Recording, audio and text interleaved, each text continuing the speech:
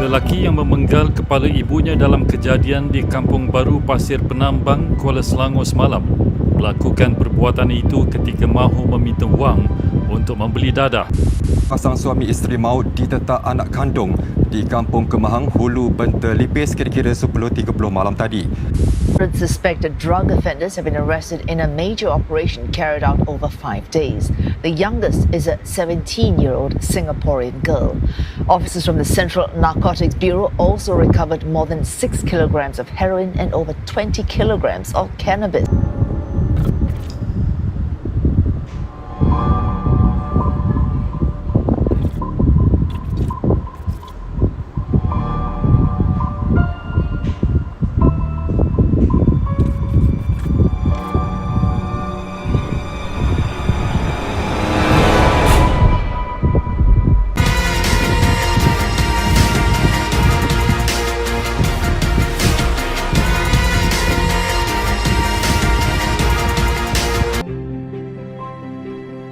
Saya terlibat dengan dadah lebih kurang 20 tahun lah.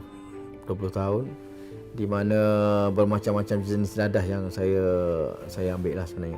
Bukan hanya tertumpu pada satu jenis dadah seperti ganja, ekstasi, ais ataupun sabu, heroin, morfin, kokain, pil kuda. Boleh dikatakan semua jenis-jenis dadah yang ada dekat negara kita ni saya pernah mencuba lah. Dan bukan satu masa yang singkat di mana berpuluh tahun saya terlibat dengan dadah dan telah beratus-ratus ribu lah duit saya habis kerana dadah semata-mata, sehingga saya telah diisytiharkan muflis dan hidup saya betul-betul total bankrupt lebih kurang 2 kali lah. 2 kali saya bankrupt, bermula daripada kosong 2 kali. Itu semua kerana berpunca daripada dadah lah. Sebab dadah, apabila kita terlibat dengan dadah, boleh dikatakan duit banyak habis lah. Duit banyak habis sebab kita membakar, seolah-olah kita membakar duit itu. Sedangkan benda ni tak ada apa-apa. Dia cuma jadi asap dan asap saja. Dan satu hari saya boleh belanja sebanyak RM300 lah. RM300 dan duit itu adalah dapat daripada royalty album dan juga undangan persembahan pentas, dan saya juga ada membuat kerja sambilan di kelab-kelab malam. Ketika bekerja di kelab malam pun saya mendapat gaji hampir RM10,000 lah. Tapi semua duit itu saya leburkan untuk berjoli semata-mata lah. Saya pernah terlibat dengan ekstasi sebab saya bekerja di kelab malam. Saya pernah terlibat dengan syabu. Saya pernah terlibat dengan heroin. Dan apabila balik ke Pantai Timur, saya terlibat dengan pil kuda dan bermacam-macam jenis dadah. Sehingga kan ketika nak berhenti pun saya mengalami satu ketagihan yang amat kuat lah. Ketika berada dalam penjara tu lebih kurang 2 bulan tu saya betul lumus lah untuk melawan ketagihan. Dapat hanyalah rugi semata-mata. Di samping itu, apabila kita tercalar dengan perkara-perkara yang negatif ini, maruah kita pun juga turut tercalar, sehingga kita akan susah nak menembus balik maruah kita yang dah rosak itu. Dan untuk mengembalikan kepercayaan orang-orang pun memang susah. Dan banyak benda yang kita akan rugilah kalau kita terlibat dengan dadah, terlibat dengan hidup yang berpoya-poya, ataupun terlibat dengan kelab malam, terlibat dengan benda-benda yang sia-sia. Boleh dikatakan hidup kita akan sentiasa dalam kerugian lah. Jadi kalau kita tak nak rugi, sebelum bertindak, sebelum membuat sesuatu yang bukan-bukan, berfikir dulu, ingat orang yang tersayang. Yang paling penting, sayangilah diri kita sendiri.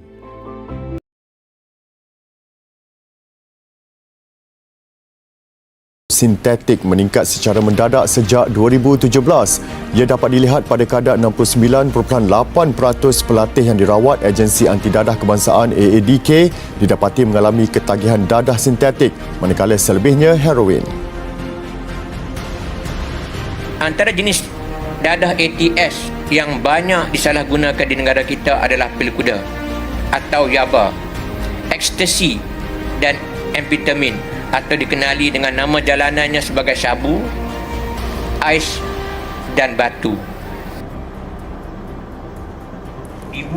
Jelasnya jumlah penyalahguna dan penagih dadah yang telah dikesan pihak polis dan AADK lebih 123,000 orang tahun ini.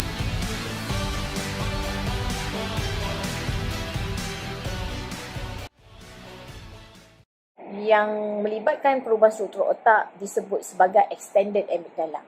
So, struktur ini merupakan struktur yang menyimpan emosi-emosi negatif. Manakala, bayangkan mereka terlibat dengan dadah. Dan kimia dadah telah merosakkan struktur yang menyimpan emosi negatif ni. Apa emosi negatif ni? Keresahan, gelisah. Sebab tu, mereka yang terlibat dengan masalah dadah ni, bila dia tak dapat dadah, dia akan turn up kepada tingkah laku yang agresif dan kadang-kadang berhadapan dengan mood yang berubah-ubah, rasa tak bermotivasi, cepat marah sikit-sikit, baru orang buat sikit, dia nak gaduh, dia sentap dan sebagainya.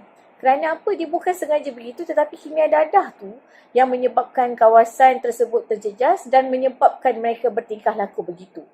Okey, kawasan inilah yang disebut sebagai kawasan yang menyebabkan banyak daripada mereka terlibat dengan dadah nak berubah, nak berhenti dadah. Tetapi tidak mampu kerana mereka tidak selesa dengan emosinya. Tidak selesa dengan emosinya dan akhirnya mengambil keputusan untuk kembalikan rasa seronok itu dengan terus mengambil dadah.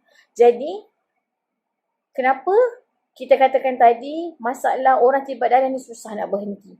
Dia bukan hanya sekadar perkara luaran, bukan hanya sekadar pada perubahan psikologi, perubahan tingkah laku, masalah-masalah sosial ataupun masalah jenayah, tetapi dia sebenarnya juga berpunca daripada berlakunya perubahan struktur otak yang akibatnya akan menyebabkan berlaku perubahan psikologi, emosi dan juga tingkah laku.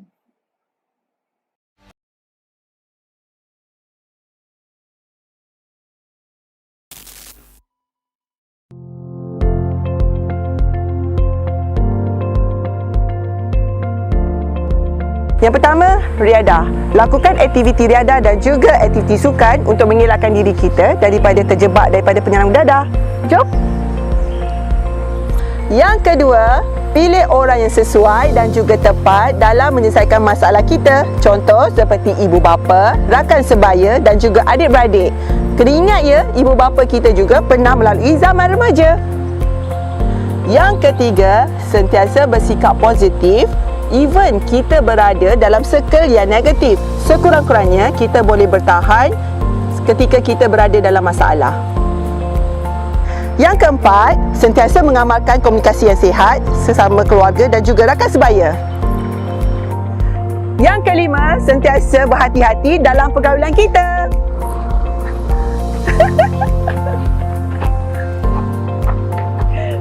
Hidup ini adalah pilihan, pilih haluan yang betul. Lebih baik cegah.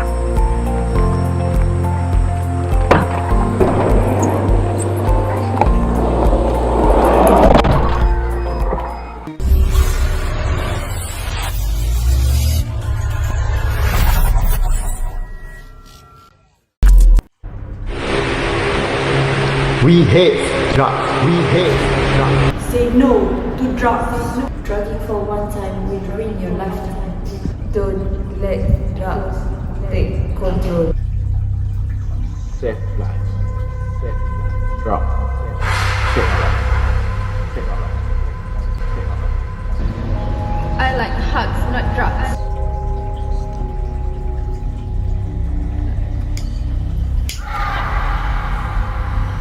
Stop drug abuse. Don't raise your life because of drugs.